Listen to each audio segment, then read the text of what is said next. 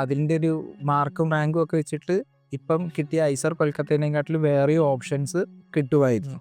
അപ്പം എന്തുകൊണ്ടാണ് ഐസർ കൊൽക്കത്തയിലേക്ക് പോകാന്നുള്ളൊരു തീരുമാനം?